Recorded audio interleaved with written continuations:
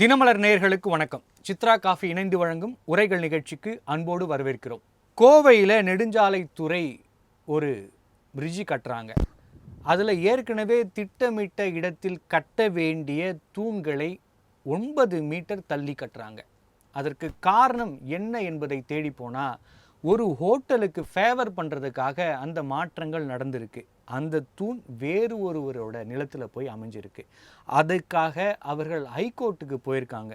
அங்கே ஹைகோர்ட்டில் நெடுஞ்சாலைத்துறையில் ஏன் இந்த மாற்றங்கள் செய்தீர்கள் என்ற கேட்ட கேள்விக்கு அவர்களின் பதில் திருப்திகரமாக இல்லை. இதில் மோசடி நடந்திருக்கிறது என்கிற ஒரு விஷயத்தை ஹைகோர்ட் சொல்லியிருக்கிறது. குறிப்பாக இந்த மாற்றங்களை செய்தவர்களுக்கு கண்டிப்பாக அவர்கள் மீது நடவடிக்கை எடுக்க வேண்டும். மேலும் இந்த தூண்கள் கட்டப்பட்டதை இடித்துவிட்டு மீண்டும் எந்த இடத்தில் அமைக்க வேண்டுமோ அந்த இடத்தில் அமைக்க வேண்டும். அதற்கான செலவுகளையும் அவர்களிடமிருந்தே பெறலாம் என்கிற ஒரு முக்கியமான தீர்ப்பையும் வழங்கியிருக்கிறார்கள்.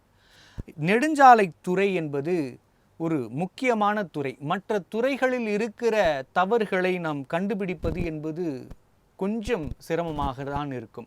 ஆனால் சட்டத்திற்கு எவ்வளவு வளைந்திருக்கிறது நெடுஞ்சாலைத்துறை என்பது நம் கண்களாலேயே அந்த சாலை எவ்வளவு வளைந்திருக்கிறது என்பதையும் பார்க்க முடியும். இப்படி அப்பட்டமாக தெரியும் நெடுஞ்சாலைத்துறையில் ஏன் இப்படி மோசடியில் ஈடுபடுகிறார்கள் என்பதை குறித்து தான் இன்றைய உரைகள் நிகழ்ச்சி விவாதிக்க இருக்கிறது.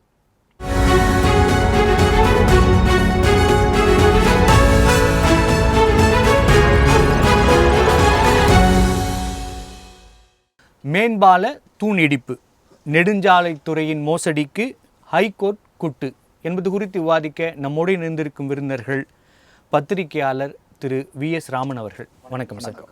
மற்றும் ஓய்வு பெற்ற பொதுப்பணித்துறை அதிகாரி திரு திருநாவுக்கரசு அவர்கள். வணக்கம் சார். சார், திருநாவுக்கரசு சார், உங்ககிட்டேருந்து தான் ஆரம்பிக்கணும்னு நினைக்கிறேன். இப்போ நெடுஞ்சாலைத்துறையில் ஒரு மேம்பாலம் கட்ட முடிவு பண்ணுறாங்க. அப்போ அந்த மேம்பாலத்திற்கான முன் அனுமதியெல்லாம் வாங்கணும். அப்போ அதற்கு எல்லா விதமான தரவுகளும் கொடுத்து தான் வாங்கியிருப்பாங்க. அப்படி இருக்கப்ப திடீர்னு அதிகாரிகளால் அந்த தூண்களை இடமாற்றி செஞ்சு அந்த தூண்களை வச்சிட முடியுமா? அப்படி செய்கிறது தவறு தான். ஏன்னா மதிப்பீடு தயாரிக்கிற போதே என்ன பண்ணுவாங்க, ஒரு குறிப்பிட்ட இடைவெளியில் தான் அந்த தூண்கள் அமையணும். அப்படி அமைஞ்சாதான் அந்த தூண்களுக்கு மேலே ஒரு தூணுக்கும் இன்னொரு தூணுக்கும் இடையில் போடுற அந்த தூலம் இருக்குது இல்லையா, பீம்னு சொல்லுவோம், அது அதனுடைய வடிவமைப்பு பூராவும் அப்படி தான் வச்சு செய்வாங்க. 33 மீட்டர் ஒரு ஸ்பேன் இருக்குது, இல்லை ஒரு 40 மீட்டர் ஸ்பேன் இருக்குன்னா அந்த 40 மீட்டர் மேலே உட்கார்றதுக்கு ஏற்ற மாதிரி தான் இந்த தூலங்கள் அமைக்கப்படும். நீங்கள் பார்த்துருப்பீங்க, அதுக்குள்ளே ஒரு கேப் விடுவாங்க. அந்த கேப் வழியாக மறுபடியும் ஒயரை உள்ள சொருகி அது ஒரு பக்கம் இழுப்பாங்க, இன்னொரு பக்கம் அதை அரெஸ்ட் பண்ணுவாங்க. அது போஸ்ட் டென்ஷனிங்னு சொல்லுவாங்க. பெரும்பாலும் அந்த மாதிரி போடுற பீமெல்லாம் பார்த்திங்கன்னா போஸ்ட் டென்ஷன்டு பீம்னு சொல்லுவாங்க. அந்த பீம் தான் அமைச்சு பண்ணுவாங்க. இப்படி ஒருத்தருடைய வசதிக்காகலாம் தூணை நகர்த்தி போட்டதுன்றது இதுவரையில் தமிழக வரலாற்றில் எங்கேயும் கிடையாது. அப்படி பண்ணணும்னா எப்போ பண்ணணும்? கிடையாதுன்னு சொல்லலாமா, தெரியாதுன்னு சொல்லலாமா? இல்லை, அது கிடையாது, நடந்தது இல்லை, எங்கேயும் நடந்து நான் கேள்விப்பட்டது இல்லை. என்னுடைய 75 ஆண்டுகள் வரலாற்றில் நான் எங்கேயும் அப்படி கேள்விப்பட்டது இல்லை. ஏன்னா அது பண்ணும்போது என்ன பண்ணுவாங்கன்னா, மதிப்பீடு தயாரிக்கும் போதே யாராவது வந்து அதனால் பாதிக்கப்பட போகிறார்கள்னா அவங்க உடனே போய் முன்னாடியே போய் அவங்க ரெப்ரசன்ட் பண்ணி அவங்களுடைய கிரீவன்சஸ் என்னவோ அதை சொல்லி அதை ரிட்ரெஸ் பண்ணிக்கிட்டு இருக்கலாம், அதை தணிச்சிக்கிட்டு இருக்கலாம். அப்படி இல்லாமல் பில்லர்லாம் போட்ட பிறகு பில்லரை இடிச்சிட்டு வேறு ஒரு இடத்துல பில்லர் போடுறதுன்றது அவ்வளோ சரியான அணுகுமுறையாக எனக்கு தெரியல. இல்லை, முதல்ல போட்ட பில்லரே ஏற்கனவே அவங்க திட்டமிட்ட இடத்துல போட்டிருந்தாங்கன்னா இந்த பேச்சு வந்திருக்காது. அப்போ அந்த கான்ட்ராக்ட் வந்து ஒரு தனியாருக்கு தான் கொடுக்கப்பட்டிருக்கும். அவர் தான் அந்த சொன்ன இடத்துல போடணும். இதை சரி பார்க்கறதுக்கு தான் அரசாங்கம் நிறைய வழிவகைகளை வச்சுருக்கு. பொதுப்பணித்துறை பார்க்கும், நெடுஞ்சாலைத்துறை பார்க்கும், இவர்களெல்லாம் பார்ப்பாங்க. அந்த லோக்கலில் இருக்க கவர்னன்ஸில் இருக்கவங்க பார்ப்பாங்க. இவ்வளோ பேர் இருக்கிறப்ப ஒரு தூண் எந்தவித ஆவணங்களும் இல்லாமல் திடீர்னு மாற்றி போடுறாங்க, அதற்கான காரணங்கள் எதுவும் சரியாக சொல்லாமல், அப்படிங்கிறது எப்படி சாத்தியமாகுதுங்கிறதான எனக்கு கேள்வியாக இருக்குது. அதுதான் இப்போ என்னென்னா, ஏற்கனவே குறிப்பிட்ட இடைவெளியில் போடுற அந்த தூணை இடம் மாற்றி போடுறது என்பதே வந்து மேலே உள்ள தலைமை பொறியாளர் முதல் அத்தனை பேருடைய அப்ரூவல் வாங்கிட்டு தான் செய்ய முடியும். நீங்கள் ஏதாவது ஒரு அப்ரூவல் ஒன்று வாங்கியிருக்கீங்க, ஒரு எஸ்டிமேட் இருக்குது, அதுக்கு ஒரு அட்மினிஸ்ட்ரேட்டிவ் சேங்ஷன் ஆட்சி கொடுத்துருக்காங்க, ஆட்சி இது கொடுத்துருக்கு, அட்மினிஸ்ட்ரேட்டிவ் அப்ரூவல் கொடுத்துருக்கு. அதுக்கு மேலே டெக்னிக்கல் சேங்ஷன் ஒன்று கொடுத்துருக்காரு. சீஃப் இன்ஜினியர் ஹைவேஸ் தான் கொடுத்துருப்பார். அந்த டெக்னிக்கல் சேங்ஷன் கொடுத்த எஸ்டிமேட்டில் இருந்து எந்த டீவியேஷன்னாலும் நீங்கள் முன் அனுமதி பெறணும். மேலே உள்ளவங்க கிட்ட அட்லீஸ்ட் சூப்பரிண்டெண்டிங் இன்ஜினியர் லெவலில், அது சீஃப் இன்ஜினியர் லெவலில் ஒரு அனுமதி பெற்று தான் அதை மறுபடியும் வேறு மாதிரி மாற்றி செய்ய முடியும். அப்படி இல்லாமல் அவங்களே செஞ்சாங்க, தன்னிச்சையாக செஞ்சாங்கன்னா அதுக்கு அங்கே இருக்கக்கூடிய அந்த பணியின் மீது இருக்கக்கூடிய பொறியாளர்கள் தான் பொறுப்பாவாங்க. கண்டிப்பாக சார். ராமன் சார் சொன்ன மாதிரி ஒரு 30 மீட்டர் இடைவெளியில் தான் ஒவ்வொரு தூணும் அமைக்கப்படணும் அப்படிங்கிற விதிமீறல்கள் எல்லாம் நடந்திருக்கு. இந்த தூண்கள் அமைக்கிறப்ப அந்த விதிமீறல்களும் அந்த விதிகளும் மீறப்பட்டிருக்கிறது. என்ன காரணம்னு கோர்ட்டு கேட்டதுக்கும் சரியான விளக்கங்களை நெடுஞ்சாலைத்துறை தரலை. அப்படி இருக்கப்ப இந்த சரியான காரணங்கள் அல்லாமல் எப்படி இதில் மாற்றங்கள் செய்ய முடியும்? அதற்கான வழிவகைகள் என்ன? இதற்கான மெக்கானிசம் எதுவும் இல்லையா? இந்த கோவை அவிநாசியுடைய அந்த மேம்பாலம் மற்றும் அந்த பில்லர் விவகாரத்தில் நீதிமன்றம் சொன்ன அந்த தீர்ப்பும் சரியான தீர்ப்பு. ஆனால் அதை பொறுத்த வரைக்கும் பார்த்திங்கன்னா, ஒரு ரூபான சோத்துக்கு ஒரே ஒரு பருக்கை உதாரணமாக சொல்லிக்கலாம். அவங்க என்ன சொல்கிறாங்க, ஏற்கனவே இந்த திட்டங்கள் வந்து 10-30 மீட்டருக்கு தகுந்த ஒரு பில்லர் இருக்கும். ஆனால் அந்த சம்மந்தப்பட்ட ஸ்பாட்டில், அதாவது என்ன சொல்கிறேன்னா 226 அந்த நம்பர் 7, 67, 68லாம் பார்த்திங்களா, அந்த பில்லர் வழியாரெல்லாம் பெரிய பெரிய ஹோட்டல் நிறுவனங்கள் இருக்குது. இப்போ இந்த ஹோட்டல் நிறுவனத்தில் இந்த பில்லரை கொண்டு போட்டோம்னா அவங்களுக்கு வியாபாரங்கள் பாதிக்கும். அதனால் அதை வந்து சம்மந்தப்பட்ட துறை சார்ந்த அதிகாரிகள்லாம் பார்த்து 9 மீட்டர் டிஃப்ரென்ஸில் என்னுடைய இடத்துல கொண்டு அதில் போட்டிருக்கிறாங்க. ஸோ அதனால் நான் வந்து அந்த அம்மையார் வந்து வழக்கு தொடுத்துருக்காங்க. இது அந்த நிலைப்பாடு.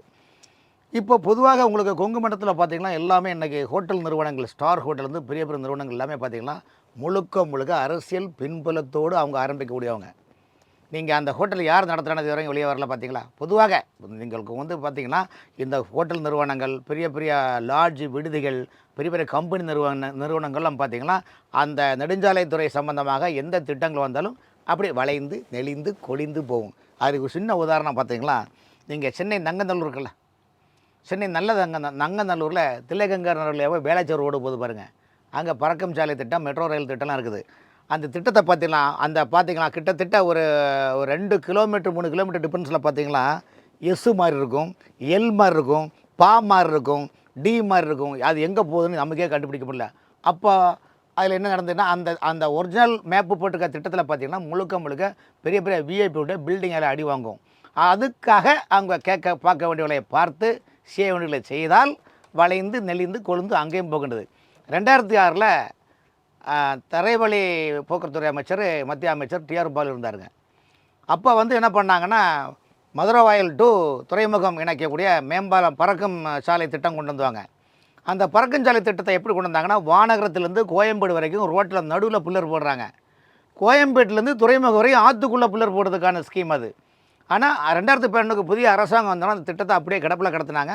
திரும்பவும் நாடாளுமன்றத்தில் பேசின பிறகு இப்போ பிரதமர் வந்து அதுக்கு 700 கோடி ரூபா அமௌண்ட்டு சேங்ஷன் பண்ணியிருக்கிறாங்க. ஆனால் சேங்ஷன் பண்ணி 4 வருஷம் 5 வருஷம் ஆச்சும் அந்த பணிகளை ஏன் ஆரம்பிக்கலைன்னா, அந்த டெண்டர் எடுத்தவர் சோமா கன்ஸ்ட்ரக்ஷன் நிறுவனம், அந்த கன்ஸ்ட்ரக்ஷன் நிறுவனம் நடத்த முடியாமல் நீதிமன்றத்தில் வழக்கு தொடுத்தாங்க. அதே நிறுவனம் தான் சேத்துப்பட்டில் இருக்கிற அந்த ஆற்றுக்குள்ளேயும் அந்த திட்டம் கொண்டு வந்தாங்க. ஸோ 2 திட்டமும் கிட்டத்தட்ட பார்த்திங்கன்னா 10, 11, 12 வருஷமாக 14 வருஷமாக அப்படி கிடப்பில் கிடக்குன்னா நடத்த முடியாத சூழ்நிலைகள் அங்கே இருக்குது. காரணம்டா திட்ட வடிவங்கள் போடுறது ஒன்று, திட்ட வடிவங்களை சரியான அளவில் கொண்டு போக முடியாத சூழ்நிலைகள்னா, நீங்கள் அப்படி பார்த்தா தமிழ்நாட்டில் பார்த்திங்கன்னா இன்றைக்கி கோயம்பேடு ஆசியாவிலே மிகப்பெரிய பேருந்து நிலையம் கோயம்பேடு, சர்வதேச அளவில் தரம் வாய்ந்தது. பெரிய பெரிய நாடுகள்லாம் பார்த்திங்கன்னா கோயம்பேடு பஸ் ஸ்டாண்டை மாடல் ரோலாக பார்த்துட்டு அந்த நாட்டுக்கு டெவலப்மெண்ட்டுக்காக வீடியோலாம் எடுத்துகிட்டு போனாங்க, உங்களுக்கு தெரியும். ஆனால் அதே கோயம்பேடு இன்றைக்கி நிலைமை என்னாச்சு, கிளம்பாக்கத்தில் 3 மாவட்டத்தை தாண்டி அங்கே கொண்டு போட்டுக்கிங்க. அதே போல் திருச்சி பேருந்து நிலையம் இன்றைக்கி எங்கே கொண்டு போயிட்டீங்க, அந்த பஞ்சப்பூரில் போட திருச்சி மெயின்லேருந்து 10 கிலோமீட்டர் தாண்டி அந்த திட்டம் கொண்டு வந்திருக்காங்க. இதில் என்ன விஷயம்னா, இப்போ எப்படி நீங்கள் கீழம்பாக்கம் எப்படி திருச்சி பஞ்சப்பூர் ரயில்வே அந்த பஸ் ஸ்டாண்டெலாம் பார்த்தீங்களா, அதுக்கு பின்னால் வாங்கியிருக்க காலி இடங்கள் ஃபுல்லாகவே விவிஐபிக்குள்ளே லேண்டு. அப்போ இந்த லேண்டுக்கு வேல்யூ கூடணும். அப்போ திட்டத்தை ஏதாவது ஒரு மக்கள் பேரில் திட்டத்தை கொண்டு போகணும். இதே மாதிரி ஓசூரில் விமான நிலையம் வருதுன்னு சொல்கிறாங்க. விமான நிலையம் எப்படி வரும், பக்கத்தில் பெங்களூர் இருக்குது. இப்போ நீங்கள் கன்னியாகுமரியில் விமான நிலையம் வருதுன்னு அப்போ திருவனந்தபுரம் 2க்கு 1 hour தான் டிஃப்ரென்ஸு. அப்போ பலாயிரம் கோடி ரூபா இன்வெஸ்ட்மெண்ட் பண்ணி வேஸ்ட் ஆகுமா இல்லையா?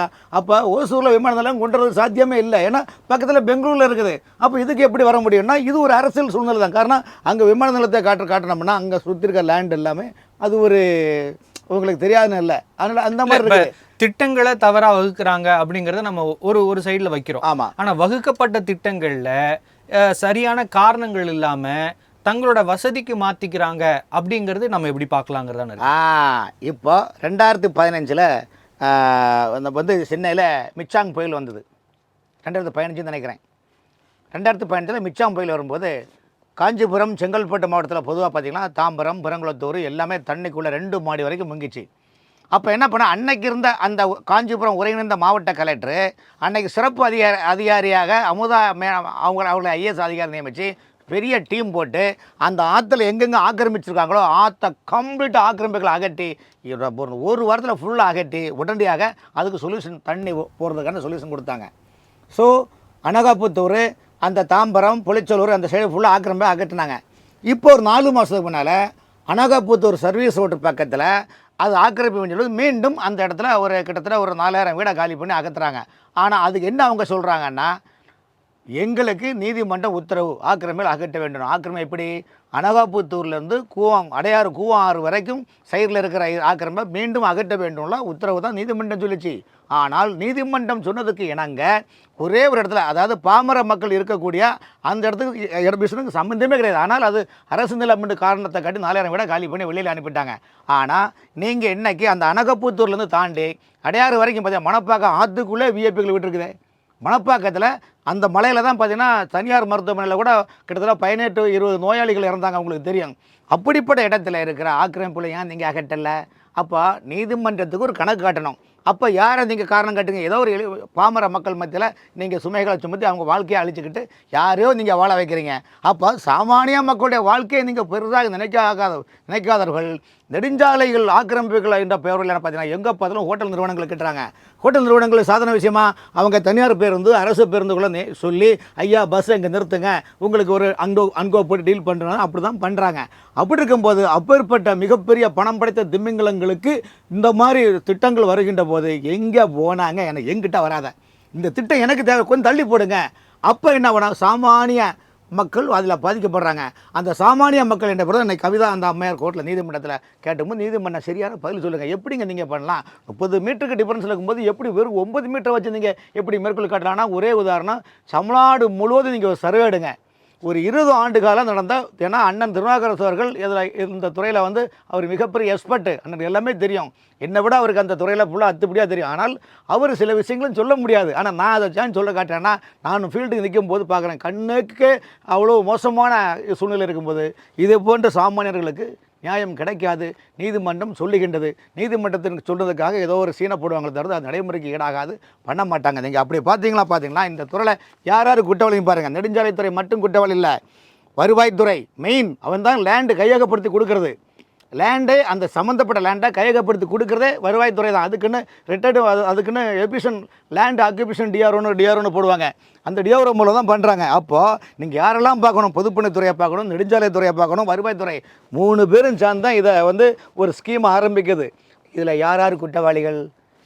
உள்ளுக்குள்ளே பட நிறைய விஷயங்கள் அதுக்குள்ளே இருக்குது சார். வந்து கண்டிப்பாக சார். ஸோ திருநாவுக்கரசு சார், இப்போ இந்த விஷயத்தை மட்டும் பார்க்காம சாதாரணமாகவே நெடுஞ்சாலைத்துறை சார் சொன்ன மாதிரி அவர்கள் ஒரு சாலை அமைக்கிறாங்க அல்லது பாலங்கள் அமைக்கிறாங்க அப்படின்னா அந்த திட்டமிடல் போதே அங்கு இருக்கிற அரசியல்வாதிகளுக்கு அல்லது முக்கிய பிரமுகர்களுக்கு எந்த பாதிப்பும் இல்லாமல் சாதாரண மக்களுக்கு பாதிப்பு வர மாதிரி அந்த திட்டங்களை மாற்றி வகுத்து செய்கிறாங்க அப்படிங்கிற ஒரு கம்ப்ளைண்ட் தொடர்ச்சியாகவே இருக்குது. அதை நம்ம எப்படி புரிஞ்சிக்கலாம்? அதற்கான பின்னணிகள் என்ன? எப்படி இது சாத்தியப்படுது? இது நாம் ஒரு சாலை அமைக்கணும்னாலே அதுக்கு ஒரு அலைன்மெண்ட், அது இந்த வழியாக தான் போகணும், இந்தந்த சர்வே நம்பர் வழியாக போகணும் அப்படின்றதெல்லாம் பார்த்துட்டு அது எந்தெந்த சர்வே நம்பர் வழியாக போகுதோ அதனுடைய அகலம் என்ன, அது வந்து ரோடு எவ்வளோ அகலத்துக்கு போட போகிறோம் அப்படின்றது தெரியும். அந்த அளவுக்கு எவ்வளோ ரோடு விட்டு தேவையோ, அதாவது சைடில் ட்ரெயின் வெட்டுவாங்க, அந்த ட்ரெயின் வெட்டுறது முதல் கொண்டு எல்லாத்துக்கும் சேர்த்து ஒரு ரோடு விட்டு தேவைப்படும், ஒரு சாலையினுடைய அகலம் தேவைப்படும். அந்த அகலத்துக்கு எடுத்துக்கிட்டே போகும்போது அது பட்டா நிலங்கள் மேலே வந்தால் அந்த பட்டா நிலங்கள் யாருடையதோ அவங்களுக்கு தகுந்த அவங்களுக்கு வந்து நஷ்ட ஈடு வழங்கணும். அதுக்கு தான் என்ன பண்ணுவாங்க பார்த்தீங்கன்னா, இண்டு பேப்பர்லலாம் 4 பக்கம் 5 பக்கம் விளம்பரம் வரும்.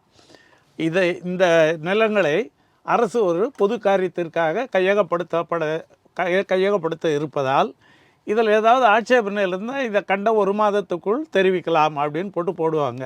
அதுக்கு எதுவும் ஆட்சேபனை இருந்ததுன்னா அதெல்லாம் பார்க்குறதுக்கு தான் அவர் சொன்ன மாதிரி அந்த லேண்ட் அக்விசிஷனுக்கு ஒரு டிஆர்ஓ இருப்பார், district revenue officer land acquisition. அவர் தான் எல்லாத்தையும் அக்வயர் பண்ணி கொடுக்கணும். அப்படி இருக்கிற போது இதில் ஏதாவது இந்த மாதிரி 1 மாதத்துக்கு முன்னாடியே அப்படி வந்ததுன்னா இதில் யாராவது அவர் சொல்கிற மாதிரி கொஞ்சம் பெரிய ஆளுங்களுடைய நிலம் அடிபட்டால் அவங்க வந்து கேட்டால் ஒருவேளை அவங்க மாற்றி கூட அந்த அலைன்மெண்ட்டை போகிறதுக்கு வாய்ப்பு இருக்குது. அது எல்லா இடத்துலையும் எப்படி நடக்கும்னு சொல்ல முடியாது. எங்கேயோ 2 இடங்களில் நடக்கலாம். அதுபோலவே அந்த சாலையினுடைய அகலத்தை பொறுத்த மட்டிலும் கூட பார்த்திங்கன்னா, நம்ம சென்னை மாநகரத்திலலாம் பார்த்திங்கன்னா அங்கெல்லாம் எதுவும் யாரும் பாரபட்சமே பார்க்குறது இல்லைங்க. ஒரு ரோடை ஒய்டன் பண்ணணுன்னு ஆரம்பித்தா அது யாரோட பில்டிங் இருந்தாலும் சார் தான், எத்தனை மீட்டருக்கு எடுக்கணுமோ எடுத்து இடித்து தள்ளிட்டு தான் இருக்கிறாங்க. இப்போ நீங்கள் தாம்பரத்துலேருந்து வேளச்சேரி ரோடு இருக்குது பாருங்கள், அதில் ஏகப்பட்ட பில்டிங்ஸ் எல்லாம் இடித்து தள்ளி எல்லாம் பண்ணியாச்சு. அங்கே யாரும் பாரபட்சமே பார்க்காம எடுத்து போட்டிருக்காங்க. அப்படி நடக்கிறதும் இருக்குது. இதெல்லாம் எங்கே நடக்கும்னா ஆரம்பத்தில் இனிஷியல் ஸ்டேஜஸில் இதில் ஏதாவது கொஞ்சம் இன்ஃப்ளூயன்ஸ் பண்ணலாம் மொழியை, ஓரளவுக்கு எல்லாமே அப்ரூவ் ஆகி வேலையெல்லாம் ஆரம்பிச்சிட்ட பிறகுன்றது ரொம்ப கஷ்டம். இந்த பிரச்சனையில் கூட இப்போது என்ன பிரச்சனைன்னா, அந்த தூண்களுடைய இடைவெளியை குறைக்கிற போது அந்த டிசைனே மாறும். அந்த மேலே போடுற பீமு மற்ற எல்லாமே மாறும். அப்படி மாறுற போது எக்ஸ்ட்ரா காஸ்ட் ஏதாவது வருமா அப்படின்ற ஒரு கொஸ்டின் வரும். இல்லை, அந்த இடைவெளிகள் மாறும்போது அதோட சிறத்தன்மையே மாறும் இல்லையா? சிறத்தன்மை அது வந்து அதனுடைய சிறத்தன்மை மாறாத அளவுக்கு வடிவமைச்சுக்கலாம். ஆனால் அந்த வடிவமைப்பை மாற்றணும். முன்னே இருந்தால் வடிவமைப்பை இப்போ மாற்றி அமைக்கணும். அப்படி மாற்றி அமைக்கிற போது நிச்சயமாக உங்களுக்கு பிரச்சனை இருக்குது. நீங்கள் சொன்ன மாதிரி இன்னொரு பிரச்சனையும் பார்க்கணும். இந்த பில்லர் ஒரு குறிப்பிட்ட இடைவெளியில் போட்டுட்டு இப்போ அதிகப்படி இடைவெளி விடும்போது இந்த பில்லர் இருக்கு இல்லையா, அந்த பில்லருக்கு ஒரு தாங்கும் திறன், எவ்வளோ லோடை தாங்கும்னு ஏற்கனவே டிசைன் பண்ணியிருப்பாங்க. நீங்கள் பார்த்துருப்பீங்க, ஒரு 4 இது போட்டு ஆகர் போட்டு அது உள்ளே வந்து பாறை வரையில் போகும், அது ஹாட் ஸ்டேட்டாக வரையில் போகும். அங்கேருந்து உங்களுக்கு காங்கிரீட்டை போட்டு கொண்டு வந்து அது அந்த 4 மேலே மூடி ஒரு பைல் கேப்பு போட்டு, அந்த பைல் தான் முதல்ல போடுவாங்க, அது மேலே ஒரு பைல் கேப்பு, அதுக்கு மேலே தான் இந்த தூண் வரும்.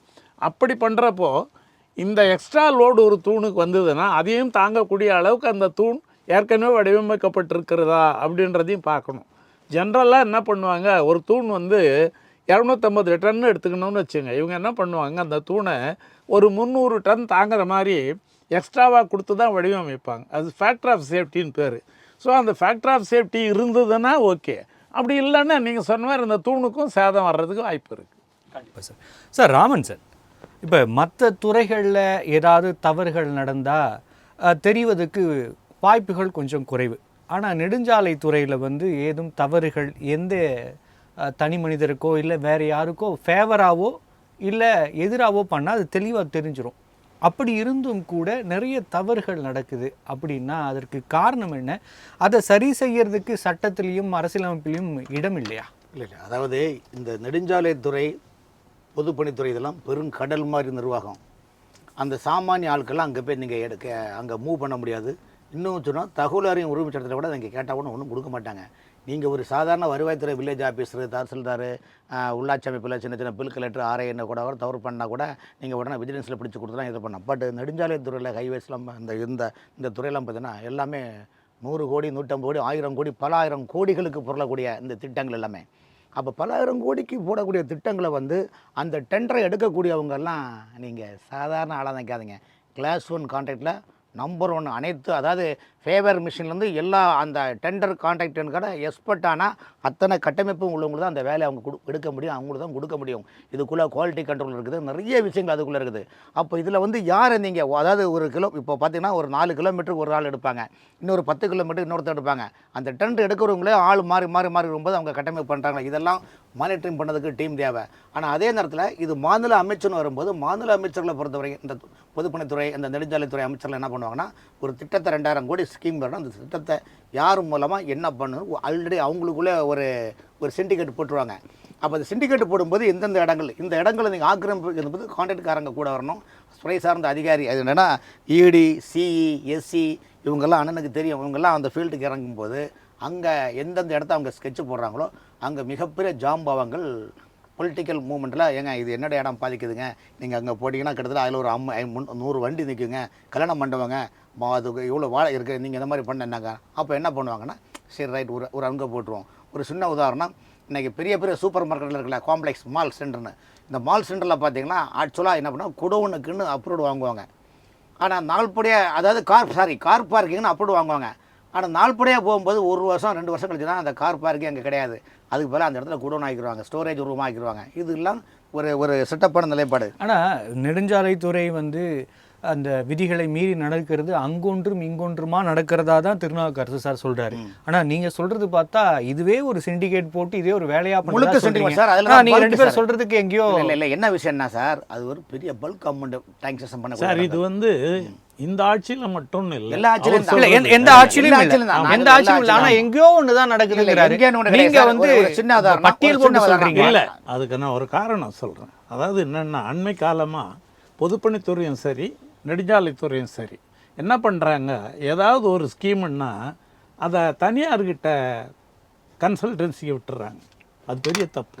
அது ஏன் தனியார் அமைப்புகிட்ட தொடர்ந்து பேசுவோம். இல்ல நான் உங்களுக்கு வேற ஒரு கேள்வி வச்சிருக்கேன், அதோட சேர்த்து தான்.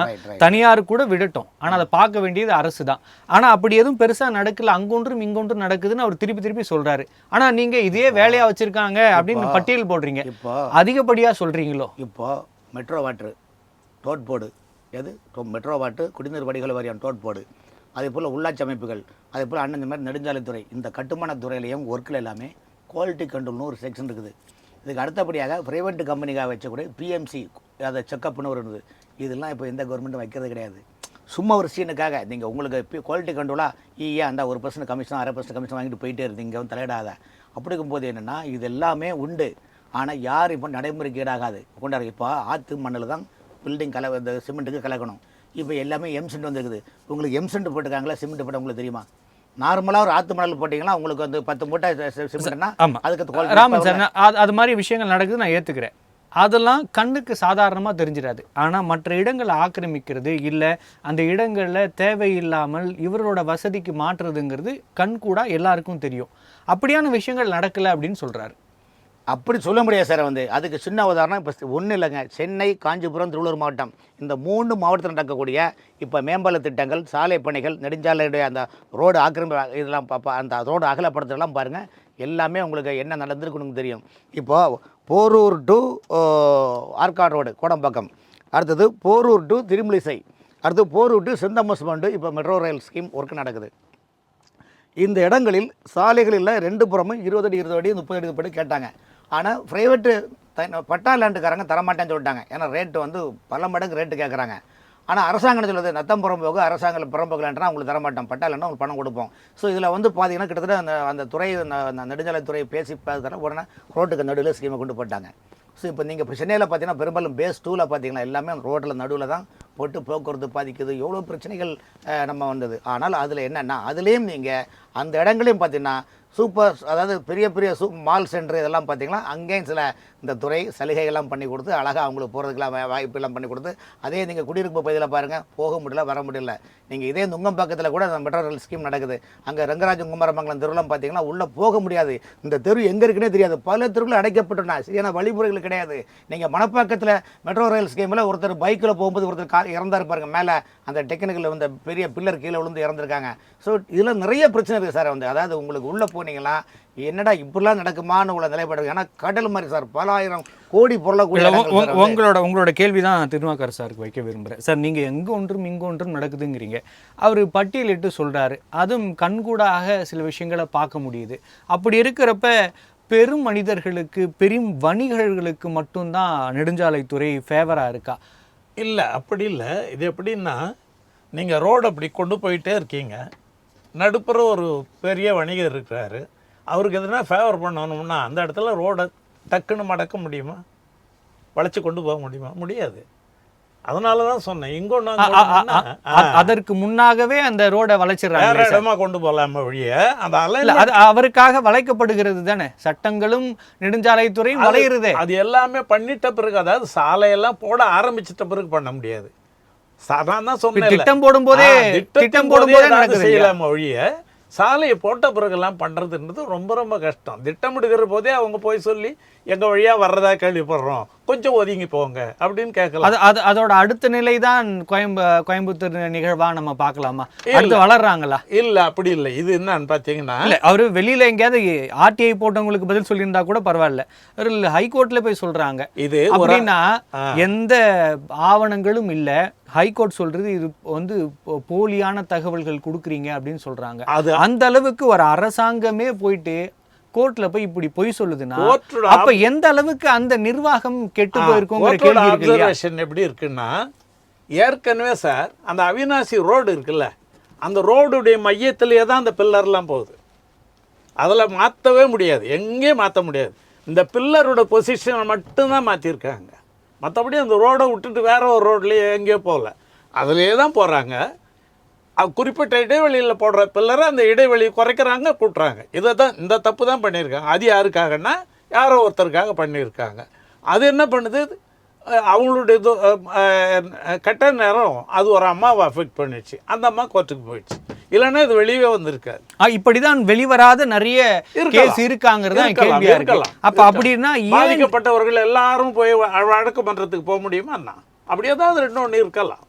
அப்படி இருக்கிற அளவுக்கு நெடுஞ்சாலைத்துறையில இருக்கிற சட்டங்கள்ல என்ன ஓட்டைகள் இருக்கு சார்? உங்களுக்கு, நீங்க அதுல இருந்து வந்திருக்கீங்க, கண்டிப்பா உங்களுக்கு தெரியும். இல்லை, அதில் நெடுஞ்சாலைத்துறையில் பொறுத்தவரையில் அப்படி மாற்றி போடுறது இப்படி பண்ணுறதெல்லாம் வந்துட்டு கீழே அவங்க லெவல்லே, ஃபீல்டில் இருக்கிறவங்க லெவலில் முடிஞ்சால் முடியும். அப்படி இல்லைன்னா அதுக்கு மேலே இருக்கிற என்ஜினியர்ஸ் தான் பொறுப்பு. ஆனால் இந்த மாதிரி விஷயங்கள் எல்லாத்துக்குமே மேலே உங்களுடைய அப்ரூவல் இல்லாமல், மேலே உள்ள அதிகாரிகளுடைய அப்ரூவல் இல்லாமல் பண்ணுறதுங்கிறது ரொம்ப ரொம்ப கஷ்டம். அப்படி பண்ணி தான் பண்ணியிருப்பாங்க. அது என்னென்னா, இப்போ அடுத்து நான் இன்னொரு கேள்வி கேட்குறேன். இப்போ அந்த ஹோட்டலுக்கு அஃபெக்ட் ஆகுதுன்னு பண்ணிட்டாங்கன்னு கம்ப்ளைண்ட்டு. இப்போ நாளைக்கு இந்த அம்மா அவங்களுடைய நிலத்தில் ஒரு மல்டி காம்ப்ளெக்ஸ் கட்டுறாங்க, மல்டி ஃப்ளோர் காம்ப்ளெக்ஸு, 8 மாடியோ 9 மாடியோ வச்சு கட்டுறாங்க. அதில் ஏதோ ஒரு கடை வருது, ஒரு மால் வருது. அப்போ அந்த மாலுக்கு வர்றதுக்கும் இடைஞ்சல் இருக்கும் இல்லை, அவங்க தெளிவாக சொல்லியிருக்காங்க, உங்கள் திட்டத்தில் 30 மீட்டர் போட்டு கட்டுறீங்க, அது அவர்களோட இடம் மட்டும் இல்லை, சுயநலம் மட்டும் இல்லை, அங்கே பொது நலமும் இருக்குது. 30 மீட்டர் போட்டு கட்டுறீங்க, அங்கே அந்த கோர்ட் தீர்ப்பிலே தெளிவாக சொல்லியிருக்காங்க, அந்த பில்லர் நுழைவு வாயில் வருதா இருந்தால் கொஞ்சம் தள்ளி போடுங்க அப்படிங்கிறதையும் சொல்லியிருக்காங்க. இல்லை அங்கே தான் போடணும் அப்படின்னு சொல்ல, கொஞ்சம் தள்ளி போடுங்க சொல்லியிருக்காங்க. ஆனால் 9 மீட்டர் தள்ளி அந்த அம்மாவோட நிலத்தில் ஏற்கனவே ஒரு பில்லர் வருது, 2வது பில்லரையும் எடுத்துகிட்டு அவங்க நிலத்திலே போடுறதுங்கிறது எப்படி சரி? அதை தாண்டி கூட அங்கே கொஞ்சம் அட்ஜஸ்ட் பண்ணிக்கலாம், நிர்வாகத்துக்கோ இல்லை வசதிக்கு ஏற்ற மாதிரி பண்ணலாம். இந்த பில்லர் போட்டதாலேயே அந்த இடத்துல இருக்கிற மக்கள் சாதாரணமாக பயணிக்கிற அந்த ரோடும் பிளாக் பண்ணப்பட்டிருக்கு. அங்கே ஒரு கோயில் இருக்குது, அங்கே தெரு இருக்குது, அங்கே போகிறதுக்கும் இடைஞ்சலாக இருக்குது. அப்போ பொதுப்பணித்துறையில் மாற்றுறாங்க அப்படின்னா யாருக்கும் இடைஞ்சல் இல்லை, இந்த பாதுகாப்புக்கும் குறைவில்லை அப்படின்னா நம்ம மாற்றினா அது புரிஞ்சிக்கலாம். ஆனால் இத்தனை பிரச்சனைகள் இருக்குது, பாதுகாப்பு குறைபாடு இருக்குது, பொதுமக்கள் பயன்பாடு இருக்குது, இன்னொரு நபர் பாதிக்கப்படுகிறார், அப்படி இருந்தும் இதை பண்ணுறாங்கன்னா நீங்கள் சொல்கிற மாதிரி அது எப்படி சார் சாதாரணமாக எடுத்துக்க முடியும்? ஒரு பில்லர் தான் மாற்றாங்கன்னு எப்படி சார் எடுத்துக்க முடியும்? அது அந்த பில்லர் தான் மாற்றிருக்காங்க, உண்மை தான். இல்லை, பில்லர் தான் அப்படின்னு நம்ம பார்க்க முடியாது. இல்லை, அப்படி பார்க்க முடியாது. ஏன்னா அதில் சேஃப்டி ஆஸ்பெக்ட் இருக்குது, எல்லாமே இருக்குது. சேஃப்டி ஆஸ்பெக்ட் மெயினாக அந்த போடுற பீமெல்லாம் வந்துட்டு சரியாக இல்லைன்னு வச்சுக்கோங்க, அந்த டிசைனை மாற்றாமல் இப்போது இதை மட்டும் பில்லரோட பொசிஷனை மட்டும் மாற்றிட்டு மேலே உள்ள டிசைன்லாம் மாற்றாமல்லாம் செஞ்சீங்கன்னா சேஃப்டி வர சந்தேகத்துக்கு. ஏற்கனவே கடந்த வெள்ளத்தின் போது ஒரு பாலம் ஆத்தோட அடிச்சுட்டு பார்த்தோம். ஆமா, அது அப்பவே மிகப்பெரிய பேசுபொருளாச்சு, கண்டனத்துக்குள்ளானுச்சு. 4 நாள் பேசினோம், 5ஆம் நாள் அதை மறந்துட்டோம். இப்போ யாராவது அதை பற்றி பேசுகிறாங்களா? அப்போவே நான் சொன்னது என்ன, தொலைக்காட்சிகளில் இதை ஒரு தனியார்கிட்ட டிசைன் பண்ணி சொல்லி கொடுத்தது தான் தப்பு அப்படின்னு சொன்னேன். ஏன்னா நெடுஞ்சாலைத்துறையில் நெடுஞ்சாலை ஆராய்ச்சி மையம்னே ஒன்று இருக்குது கிண்டியில், அவங்க பண்ணி இருக்க வேண்டியது தானே. இப்போ என்ன ஆயிடுச்சு சார், டிபார்ட்மெண்ட்டில் இருக்கிற இன்ஜினியர்கள்லாம் ஐவேஸோ பிடபிள்யூடி எல்லாரும் முட்டாளுங்க. அதனால் வெளியில் இருக்கிற ஐஐடி ப்ரொஃபஸர், அண்ணா யூனிவர்சிட்டி ப்ரொஃபஸர் தான் அறிவாளி அப்படிங்கிற மாதிரி வந்துடுச்சு. இதை நான் சொல்கிறதுக்கு ரொம்ப வருத்தப்படுறேன். ஏன்னா இப்போ கூட பாருங்கள், பிடபிள்யூடியில் ஒரு டேம் கட்ட போகிறாங்க புதுசாக. சார் சார் அதை நம்ம புரிஞ்சுக்கலாம். இல்ல, ஆனா அது நான் மட்டும் இல்ல, இல்ல, நிகழ்ச்சியோட இறுதிக்கு வந்துட்டோம். அதை நம்ம புரிஞ்சுக்கலாம். அறிவாளிகள்னு எடுத்துக்கலாம். நேர்மையா இருக்காங்களாங்கிற கேள்வி தானே இங்க இருக்கு. தனியார் கூட அதை வடிவமைச்சிருக்கலாம். ஆனா அந்த அதிகாரிகளின் ஒப்புதல் அல்லாமல் எப்படி இந்த மாற்றம் நடந்திருக்க முடியும்? அப்ப அறிவாளிகள்னா நியாயமாவும் இருக்கணும் இல்ல சார்? நியாயமாக இருக்கும். அப்ப இல்லாதவங்களை நம்பி நீங்க எப்படி பிளான் கொடுப்பீங்க? பிளான் கொடுத்து அப்பவே இப்பயாவது பிரைவேட்ல கொடுத்தீங்க, பிளானை கரெக்டா கொடுத்தாங்க, இவங்க இஷ்டத்துக்கு மாத்திட்டாங்க. இல்லை, இந்த துறையில இருக்கவங்க கொடுத்தா அப்பவே காசு வாங்கிட்டு மாத்த போறாங்க சார். இப்படி அதுதானே இருக்கு. இந்த பிரிட்ஜ் உடைஞ்சதுல தவறு அதிகாரிகள் மேலே கிடையவே கிடையாது. ஏன்னா இல்ல, நம்ம பிரிட்ஜ் உடைஞ்சதுல தாண்டி நம்ம இங்க கோயம்புத்தூருக்கு வருவோம். இந்த திட்டமிடலையே நீங்க அதே துறையில் இருக்கிறவர்களை கொடுத்திருந்தீங்கன்னா இப்ப திட்டமிடலுக்கு பிறகான மாற்றங்களை அவர் திட்டமிடலே பண்ணியிருக்க போறாங்க. பண்ணியிருக்கலாம். அப்ப வெளியே கொடுக்கறதோ உள்ள கொடுக்கறதோ விஷயம் இல்லை சார். ஆனா ஏன் அந்த துறையில் இருக்கிறவர்கள் நியாயமாக இல்லை, மோசடிக்கு உள்ளாகிறாங்கிறதான கேள்வியா இருக்கு. அதுக்கு சரியான பதில் எதிர்பார்க்குறேன் சார். இல்லை, அது நீங்கள் சொல்கிறது கரெக்டு. இப்போ நம்ம போட்டது பூராவும் பில்லர் ஒரு லெவலில் போட்டுக்கிட்டு வராங்க. இப்போ அதை இவங்க மாற்றினாங்க அப்படின்னா ஃபீல்டில் இருக்கிற என்ஜினியர்ஸ் தான் மாற்றினாங்க. அது வடிவமைப்பெல்லாம் யாரோ ஒருத்தர் போட்டதாக இருக்கட்டும், ஒரு தனியார் போட்டதாகவே இருக்கட்டும், அவங்க ஒரு ஸ்பேசிங் கொடுத்துருக்காங்க, அந்த ஸ்பேசிங்கில் தான் போட்டாங்க. ஆனால் இப்போ அதை மாற்றி அமைக்கிறதுன்றது யார் பண்ணுறாங்க? அதிகாரிகள் தான் பண்ணுறாங்க. ஸோ வடிவமைத்தவருக்கும் இதுக்கும் சம்மந்தமே இல்லை. இதை பண்ணுறது யார்? இன்றைக்கி இருக்கிற அதிகாரிகள். அப்படி பண்ணுற போது அந்த வடிவமைப்பு ஏதாவது பாதிக்கப்படுமா, ஸ்ட்ரென்த்து பாதிக்கப்படுமா, மேலே டிராஃபிக் போனால் எதனா ஆகுமா அப்படிங்கிறதெல்லாம் நிறைய யோசிக்க வேண்டியிருக்கு. அப்படிலாம் யோசித்து பார்த்து தான் இப்போ ஹைகோர்ட்டு குட்டின பிறகு இவங்க சரியாக இருக்காங்க. இது எல்லாத்தையும் வெரிஃபை பண்ணுறது அவங்க மேற்கொண்டு வேலையை செய்யணும். நன்றி sir. Sir Raman sir, high court குட்டின பிறகு சரியாயிடுவாங்க அப்படிங்கிற ஒரு நம்பிக்கையை தெரிவித்திருக்கிறார் திருநாவுக்கரசு சார். அதற்கான வாய்ப்புகள் இருக்கு. இதே போல 1000 நம்பிக்கை நீதிமன்றம் அவர்கள் கொடுத்துள்ளார்கள். நீதிமன்றம் வழங்கியிருக்குது. ஆனால் எல்லாமே அந்த நேரத்தில் ஒரு பரபரப்பாக இருக்கும். அப்புறம் பார்த்தீங்கன்னா பழைய குருடை கதவை திரடின்னு உள்ள கிராமத்து பழமொழி மாதிரி இருக்கும். இப்போ 2014 ஜூன் 28 ஜூன் 28ஆம் தேதி 2014 மோலிவாக்கத்தில் பில்டிங் இடிச்சு தெரியுமா? 11 மாடி இடிஞ்சது. அது அப்ரூவ் கொடுத்தாரு சிஎம்டி தானே கொடுத்தது. சிஎம்டியை கொடுத்தாங்க. சிஎம்டி துறை மந்திரிகள், அந்த துறை சார்ந்த அமைச்சர்கள் எல்லாரும் தான் கொடுத்தாங்க. கிட்டத்தட்ட 70-80 பேர் இறந்தாங்க. அந்த கிட்டத்தட்ட 1000 வேறுபட்ட வீடு, அந்த வீடு நிலம் என்ன ஆச்சு ஏதாவது நீங்கள் நினச்சிங்களா? அப்போ அதுக்கு ஏற்கனவே கும்பகோணம் பள்ளிக்கூடம் மேட்டரில் உங்களுக்கு தெரியும் அந்த சம்பவம். அதுக்கப்புறம் பள்ளிக்கூடத்தில் கட்டமைப்பு எத்தனை பள்ளிக்கூடத்தில் ஃபாலோ பண்ணுறாங்க? தமிழ்நாட்டில் எத்தனை பள்ளிக்கூடங்கள் கட்டமைப்பே இல்லாமல், இன்ஃப்ராஸ்ட்ரக்சர் இல்லாமல் எவ்வளோ விஷயங்கள் நீங்கள் இருக்குது சொல்லுங்கள். உதாரணம், சென்னை மாநகராட்சியில் 200 வார்டு இருக்குங்க. ஒரு காலத்தில் நீங்கள் இங்கே வேலைக்கு போகிறீங்க, இப்போ தான் 2 வீலர் வந்துட்டு, அன்னைக்கு பஸ் ஏறும்போது பயணிகள் நிழல் கூடைன்னு இருக்கும். அந்த பயணிகள் நிழல் கூட பஸ் வரும் போவோம். இன்றைக்கி எங்கேயாவது கொடுத்தா பயணிகள் நிலை கூட இருக்கா? இல்லை. இந்த நிழல் கூட எங்கே போச்சு தெரியுமா? அந்த ஒரு 5-10 வருஷம் நல்லா பார்த்தீங்கன்னா பயணிகள் நிலைக்கூடை நல்லா காலி இடம் இருக்கும். இப்போ என்ன பண்ணால் பயணிகள் நிலைக்கூடையில் பின்னால் உள்ள இடத்த வாங்கியிருப்பாங்க, கடை கட்டணும். அப்போ கடை கட்டும்போது என்ன பண்ணுறாங்கன்னா லோக்கலில் உள்ள ரத்தங்கள்லாம் கூட்டி சேர்ந்து இரவோடு இரவாக மாநகராட்சி அதிகாரியை கைக்குள்ளே போட்டு பேத்துட்டு போயிடறாங்க. அது பரலை பார்த்தா அந்த பயணிகள் நிலைக்கூடையே காணாது. அப்போ இது என்ன அர்த்தம் சொல்லுங்கள். அப்போ பயணிகள் நிலைக்கூடை என்ற பெயரை வைத்துக்கிட்டு நீங்கள் திட்டங்களை கொண்டு வந்து மக்களுடைய நிலையோட மக்களுடைய வாழ்வாதாரத்தை எப்படிலாம் சிதைக்கணுமோ, எப்படிலாம் அழிக்கணுமோ, சக்தி உள்ளவர்களும் வசதி உள்ளவர்களும் தங்களை மேம்படுத்த வேண்டும் என்ற நோக்கத்தில் இருக்கின்றதாலும் இதே போல பிரச்சனைகள் வருகின்றது. ஆகவே இந்த பிடபிள்யூ அந்த நெடுஞ்சாலைத்துறை ஒரு பிரச்சனை இல்லை, தமிழ்நாட்டில் 1000 பிரச்சனைகள் இருக்குது. இந்த 1000 பிரச்சனைகளுக்கு நீதிமன்றம் பல கருத்துக்களும் பல சட்ட ஆலோசனும் பல கண்டனங்களும் கொடுத்தாலும் எல்லாம் அந்த நேரத்தில் சீனி சக்கர சித்தப்பா சீட்டளி என்ற நிலைப்பாடு உள்ளது. நன்றி சார். நம்முடைய விவாதத்தில் கலந்து கொண்டு பல்வேறு கருத்துக்களை நம்மோடு பகிர்ந்து கொண்டமைக்கு நன்றி.